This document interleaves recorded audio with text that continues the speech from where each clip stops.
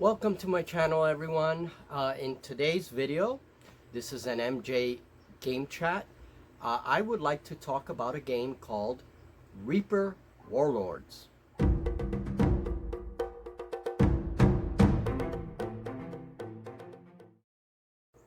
Okay, so here is the Reaper Warlord core rulebook, and this is the second edition, and Reaper Warlord Savage North expansion. Let's deal with the core rulebook first. Nice artwork, first and foremost. It is a soft cover book, and all the artwork is black and white. I have no problem with that. Nice artwork, okay. And so we're going to stop here at the first kind of page here, and we see a map of Taltos. Now, maybe this is one of the things that's missing for me. The way they really didn't develop the whole world of Taltos. We get a few regions here. There is no coastal region as far as I can see. There's a little like sea right here.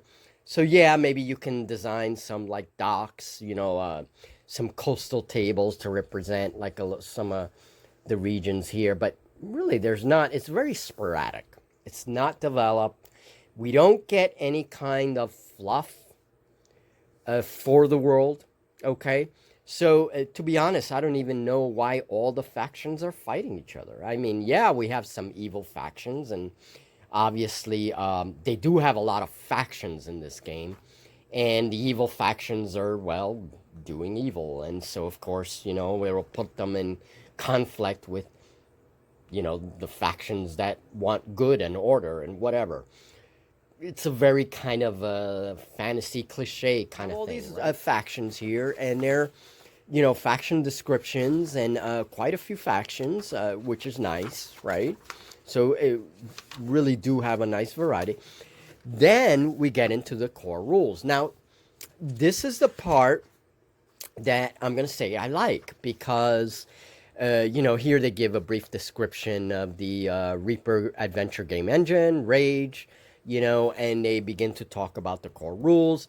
It's well written. The rules are simple to read. Okay, so, not a difficult game to get. Another important note is the draw deck, and this is a deck of cards that you form, but with regular playing cards, regular like poker cards, whatever. Each player picks a suit, and that's how you determine the activation order in the game. For every troop or unit that you have in your warband, you have one of these cards of your whatever suit. Spades, diamonds, whatever it is you choose. Then you put them all together in one big deck, and you draw a card at the beginning of the turn, and that will tell you which of you is going to get to activate their figure. So I'm going to do an example of the narrative from the book. I'm actually reading from the book Reptus. This is sort of the lizardmen in this warlord world. And one of my favorite factions I really like. I really like the design of the lizardmen that Reaper put out. They're different. And when we talk about the miniatures, I'll point all that out. But anyway, the majority of Taltos would be shocked to learn of the thriving culture behind the Reptus, or the Moncon, as they call themselves. Okay, so I'm going to skip a little bit because it kind of gives you general things, right? The Reptus blame themselves for what happened next. A trader, not like traitor, but trader, a merchant trader, was allowed into one of their outlying cities. This trader returned home with sacks of spice, gems, carved masks, potions with strange properties, and stories of much more. The Reptus were flooded with traders who thought the swamp orders were open. Okay, fine. I can work with that whole narrative, all right? And come up with some scenarios. That's actually kind of interesting, right? The whole idea that all of a sudden, now, we don't know what faction this trader was from, what race. Was he human? Was he, so we're going to have to make that up. Most likely a human. Oh, pesky humans. Anyway, So maybe a human trader or maybe a human from some of the other factions, and that's created now tension between Reptus and this other faction. You can work with that and maybe come up with a campaign. But there are no scenarios. So, give me a structure, give me some scenarios with that little narrative. That's actually not bad, okay? And that's in the whole faction description that I showed you. In this game, a unit is a troop, basically. It's the basic unit of play, okay? So that's what they call their basic unit, a troop, and that's fine. And then they give you some, the game turn, game setup. That's great. However, they give you no scenarios. They just give you, like, how to set up your turn and whatever, your deployment zones, but no scenarios, really, as far as I can see. So, again, and then, of course, you have your special abilities, which is great, and your magic spells, your magic tomes. That's great. And then your equipment. And then we've taken over. This is all the core rules. Let me just show you guys more or less. Okay. So this much of the book is core rules. That's fine. Great. I love simple games. Okay. And to be honest, it does have, some tactics to it, despite the fact that there are simple rules. So then we go into factions again. So we already had a faction description, but now we're going to go into all of the, like, stat cards. And so, again, when you look at the damage tracks, you can kind of tell how many hit points, how strong that figure is. And I'm using the word hit points because it's something a lot of people understand, like the life of the figure, the life, whatever, however you want to phrase that. I say hit points because it's a very general term.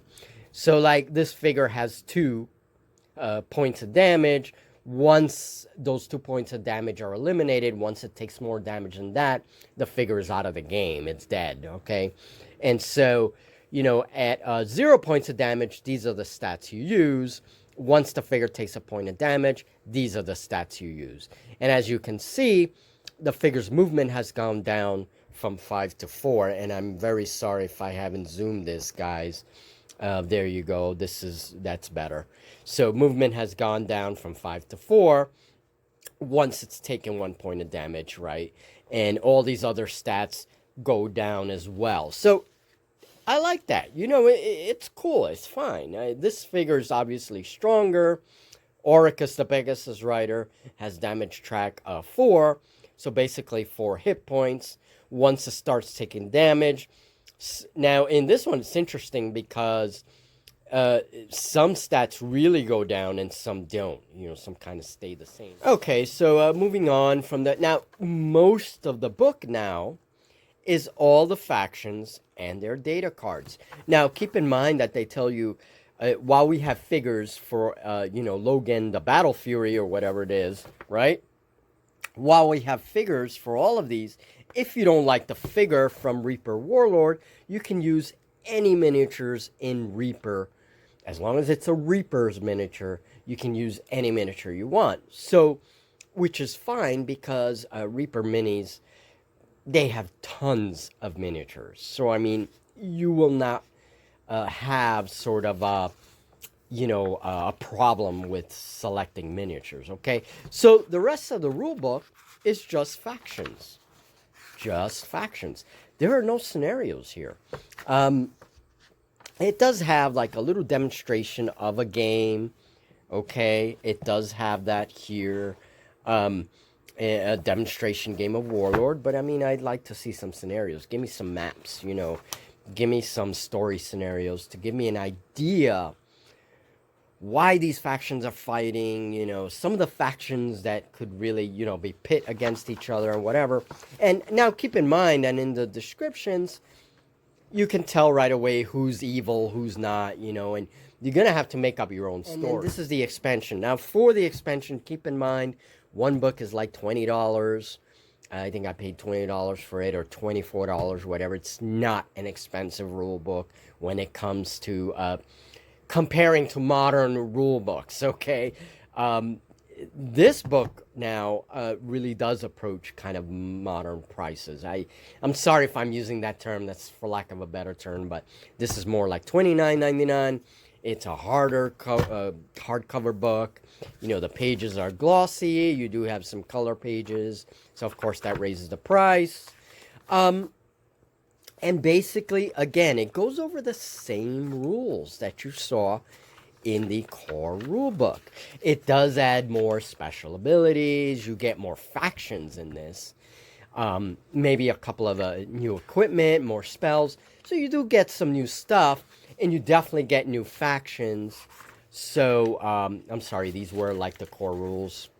Okay. This is all a repeat of kind of what's in the other book that I just showed you.